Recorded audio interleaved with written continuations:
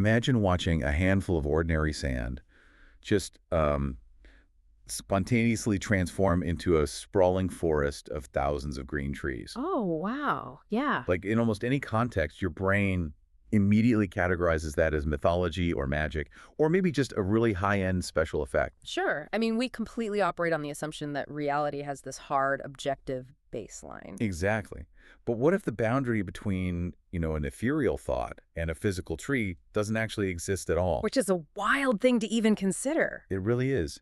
What if there is a literal mechanical formula for turning the invisible workings of your mind into tangible matter? Well, that premise strikes the very core of how we define existence, really. Because if the material world is entirely subordinate to the mind, then everything from the laws of physics to our daily interactions requires a complete reevaluation. And reevaluate is exactly what we're going to do today. Welcome to the deep dive, everyone. Thanks for having me back. Always great to have you.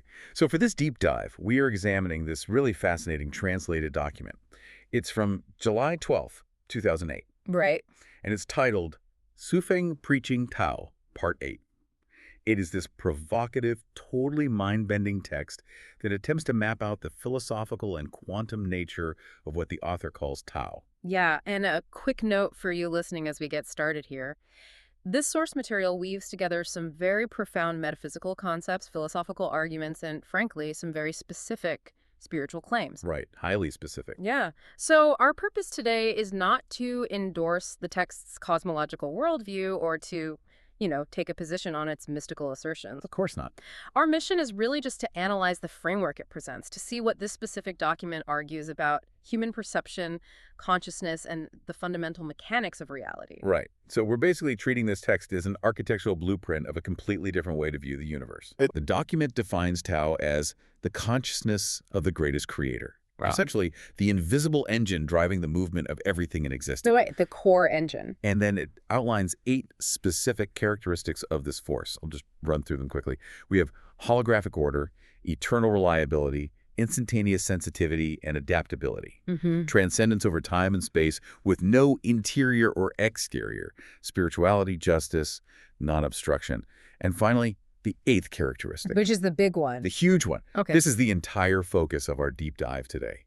The 8th characteristic is illusory yet actual existence. And, I mean, if phrasing itself presents an immediate contradiction, right? Totally. Like, illusory implies something that isn't real, while actual existence demands tangible reality. And the text, it really doesn't shy away from this paradox at all. Not even a little bit. It describes this 8th characteristic as being utterly vague and indistinct, yet simultaneously possessing real substance and sentiment. It claims this force is boundless but has clear edges. It lacks strict forms but utilizes strict methods where rewards and punishments are never delayed. It's completely empty of everything, yet capable of generating thousands of different changes. Okay, so it's empty, but capable of endless change. And what's wild is that the text anchors this ancient philosophical paradox to modern physics. Specifically quantum mechanics, yeah. Right. It points directly to the behavior of elementary particles. It notes that their direction, manner, and speed actually change depending on the observer. Yeah, the observer effect is super crucial to understanding the author's argument here.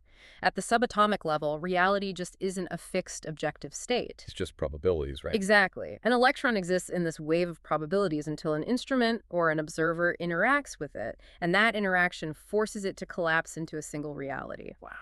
The text uses this scientific principle as the foundational proof for its broader philosophy.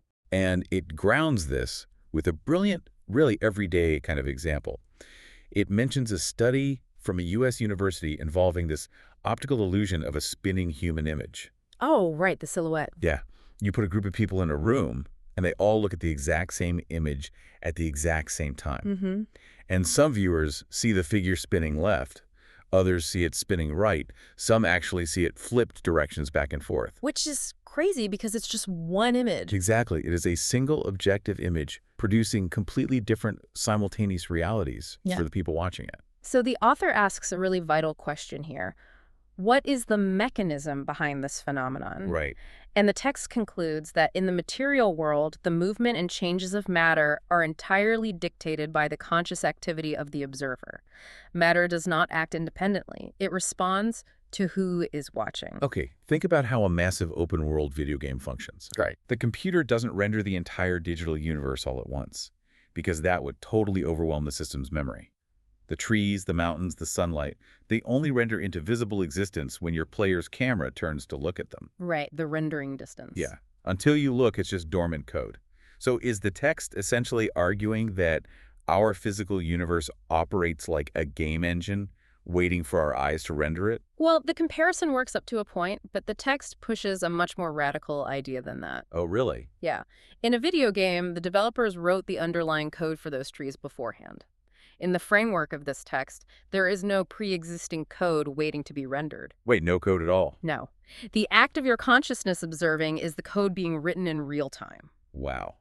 That is a big shift. It is. This introduces the text's central mechanical equation, which is that reality requires three elements to exist: consciousness, structure, and energy. Consciousness, structure, and energy. Oh. Okay.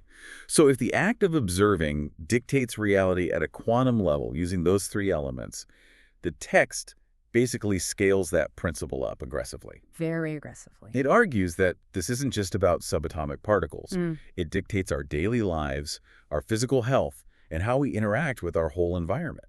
Yeah, the document introduces the concept of the non-material structure of life. Right. And it references a famous literary saying, well, it's not that life lacks beauty, but that we lack the eyes to discover it. Sure, we hear that all the time. Well, the author completely rejects this. Completely. Yeah, discovering beauty has nothing to do with your eyes. The eyes are merely a biological camera. The actual interpretation happens in the non-material structure, which is the consciousness. The lens of consciousness. Mm-hmm. And the text provides these really vivid examples of how this structure dictates reality. Oh, yeah. It says, a Buddha looks at the world and sees Buddha nature everywhere.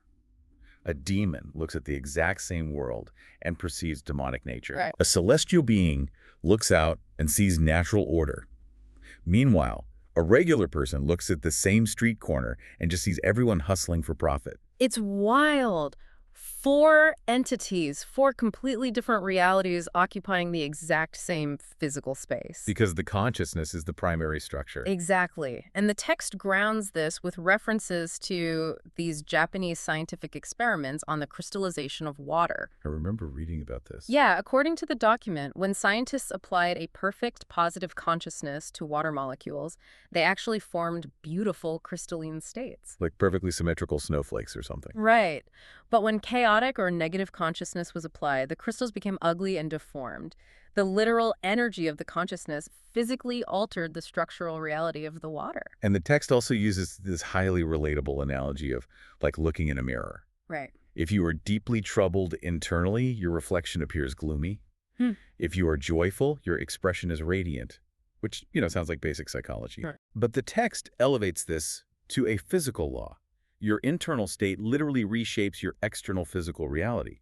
An optimist's reality is physically different from a pessimist's reality. Yeah, the internal structure dictates the external manifestation, but the text applies this law to areas we normally consider governed strictly by biology and chemistry. And this is where I actually want to push back a little because the claims become incredibly absolute here. They really do. Like the text argues that the nutritional value of your food depends entirely on your mindset while eating it. Yes. If you feel grateful, the text claims you literally absorb better nutrients. If you harbor dissatisfaction, your body absorbs lower quality nutrients. Right. It's not just about digestion. It's about the literal value of the food changing. Which is wild. Mm. Furthermore, it claims a restless mind will feel mocked by a sunny day, while a joyful mind will experience a torrential downpour as this magnificent symphony. Well, the weather example illustrates how consciousness alters the experience of energy. But the diet claim, that targets physical mechanics. Right, that's what trips me up. The text operates on the principle that food is not just a collection of vitamins and minerals. It is energy. Okay. And gratitude is a specific structural frequency of consciousness. So when the frequency of gratitude interacts with the energy of the food, it optimizes how your body's structure assimilates it. But the text doesn't even stop at food. It makes this staggering claim stating all remedies can become poison and all poisons can become remedies. Right. Now, obviously, the placebo effect is a documented medical phenomenon where belief alters physical outcomes. Sure. But does this document literally assert that human consciousness can rewrite the chemical properties of a lethal poison. Within the logic of this specific framework, yes, absolutely. Wow. The text views chemical structures as entirely subordinate to consciousness. There is no objective poison independent of the observer. So the poison doesn't exist until you perceive it as poison. Exactly. If consciousness is the foundational building block of the universe, then chemical properties are just downstream effects. And this absolute subjectivity extends directly to the text's definition of spiritual realms, too. Right. It completely redefines heaven and hell. Yeah, the document asks where heaven is located, and it answers that it exists purely within one's consciousness. So it's not up in the clouds. No. If heaven is not present in your internal structure, you cannot travel to it, because it is not a physical destination on some cosmological map. Heaven and hell are literal states of reality generated by the mind. And the author, Shuefeng, he incorporates his own lore here, which is fascinating. Oh, heavily, yeah. He mentions acting as a guide, leading people to specific heavenly realms described in his teachings. Places he calls the 1,000-year world, the 10,000-year world, and the Celestial Islands continent. Right. And he asks rhetorically if the people he guides feel they are being deceived. His answer is no, because these places are governed by the characteristic of illusory yet actual existence. Meaning they are real to the perceiver? Right. They aren't physical planets, but they cannot be fabricated either, because they are genuine realities born from consciousness. Which forces a massive philosophical collision, if you think about it. How so? Well, if heaven, hell, the nutritional value of food, and the toxicity of poison are all entirely dependent on the observer, the concept of objective truth completely dissolves. Oh, wow. Yeah, the text really leans all the way into that dissolution, actually. It does. It asks a series of rapid-fire questions. Is there absolute truth or falsehood? Good or evil? Beauty or ugliness? Right or wrong? Big or small? Up or down? And the answer is a resounding no. Just no. The text argues that these opposites do not exist independently in the universe. They only materialize because a human consciousness is there to define them. And the author uses relatable human dynamics to prove this, which I think is pretty clever. Yeah, the Shishu example. Exactly. In the eyes of a lover, an ordinary person possesses the legendary beauty of Shishi, who is this ancient Chinese figure renowned for her looks. Right. But to an enemy, even a genuinely good person appears monstrous. The perception literally writes the reality. And the author even uses himself as an example, which is a really fascinating rhetorical move. I know, he really puts himself out there. He does. He notes that specific individuals mentioned in the text, Penglai and Taiji, perceive him, Sefeng, as beautiful. Right. But two other individuals, Shaxi and Sitong, perceive him as ugly. So the text asks, is the author truly beautiful or ugly? And the conclusion is that an objective answer just doesn't exist. None at all. He is basically a blank slate of energy taking form solely based on who happens to be looking at him. To drive this point home, the text looks beyond human perception entirely and uses the animal kingdom to demonstrate that value is completely bound by hardware. I love these analogies. Me too. The text points out that even if an elephant is objectively majestic, a mouse has absolutely no desire to marry it and start a family. Right, a mouse doesn't care about an elephant's majesty. Exactly. Or, like, even if a fox is incredibly wise, a flock of chickens and ducks would never accept the fox as their master. Because a mouse possesses a mouse consciousness. Right. Its internal structure literally cannot process the beauty of an elephant. It highlights the severe limitations of perspective. Human definitions of truth, beauty, and value are completely irrelevant outside of our localized human consciousness. It's like we're trying to run our specific software on hardware that just isn't built for it. That's a great way to put it, yeah. But, you know, if human perspectives are entirely subjective and isolated to our specific hardware, you really have to wonder if this is just a recipe for existential dread. It does sound isolating. It sounds like we are all trapped in these impenetrable subjective bubbles. But the text pivots sharply right here. It argues that this subjectivity isn't a trap at all. It is the ultimate tool for creation. Yes. But to use the tool, you have to do what the text calls entering Tao. Right, so the author divides human experience into two distinct states. The first is where most of humanity currently resides, which he calls the kingdom of necessity. The kingdom of necessity. Yeah. In this state, you drift. You feel powerless, totally constrained by the apparent rules of physical reality, unable to act as you wish. Stuck. Exactly. But the document insists it isn't Tao that restrains you. It's your lack of understanding of the mechanics. And when you finally understand the mechanics and enter Tao, You transition into the kingdom of freedom. In this state, you are no longer a passive observer of a pre-rendered world. You become an active creator, shaping reality according to your consciousness and desires. And to illustrate the sheer scale of this power, the text provides some truly spectacular examples. Yeah. It starts with the biblical story of Genesis. Jehovah simply declares, "Let there be light," and light manifests. He commands the earth to sprout vegetation, and it just happens. Right. The text explains that Jehovah's consciousness utilized energy to transform the ethereal into the tangible.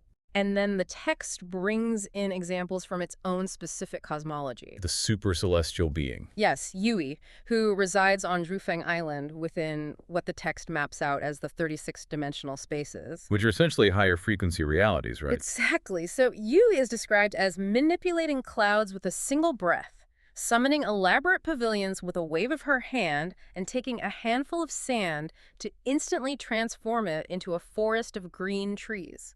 Now, if you are listening to this, the idea of turning a handful of sand into a forest sounds completely unhinged from reality. It sounds like pure fantasy, sure.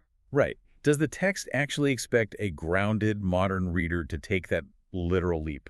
Well, the document explicitly anticipates that exact skepticism. It addresses the reader directly, acknowledging that to anyone operating with ordinary human knowledge, this sounds like incomprehensible magic. Okay, so it knows it sounds crazy. Yeah, but it argues that to those who understand the equation of consciousness, structure, and energy, it isn't magical at all. It is a mechanical process.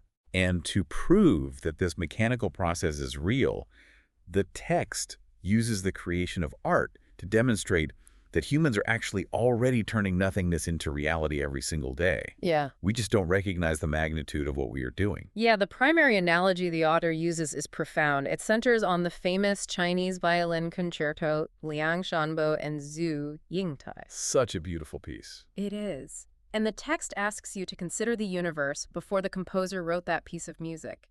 Did that melody exist anywhere in the cosmos? No. No, it was complete nothingness. So how does it exist now? It started purely as an ethereal thought, right? Right. The composer entered a specific emotional scene with their consciousness.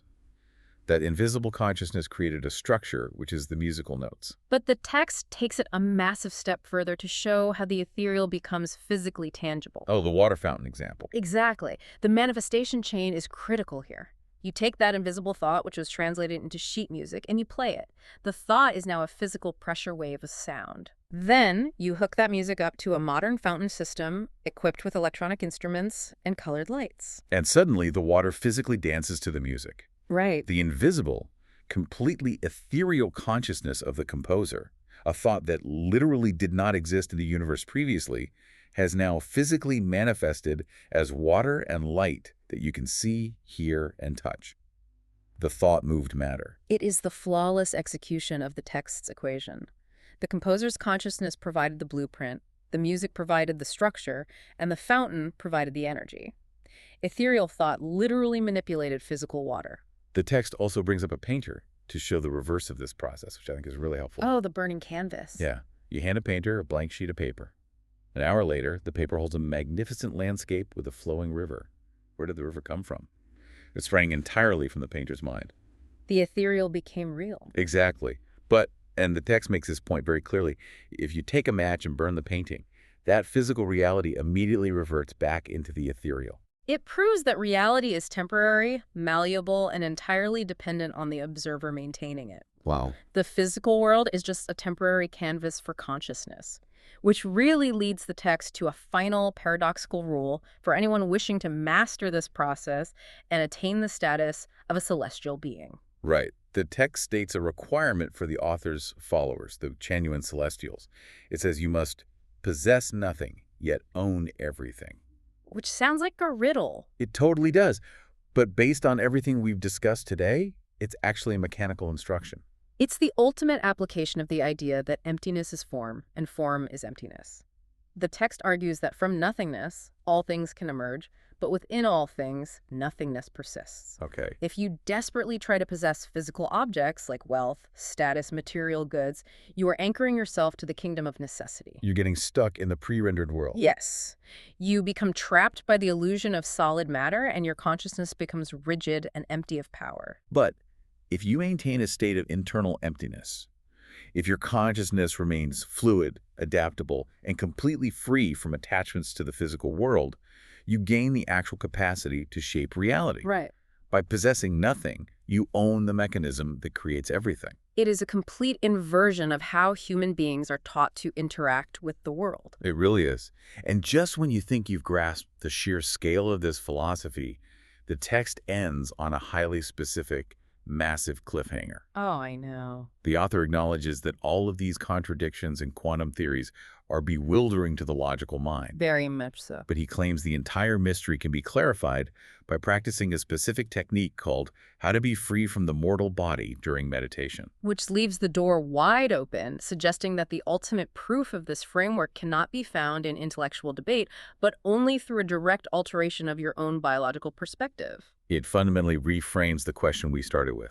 We rely on our hands, our eyes, and our ears to tell us what is real.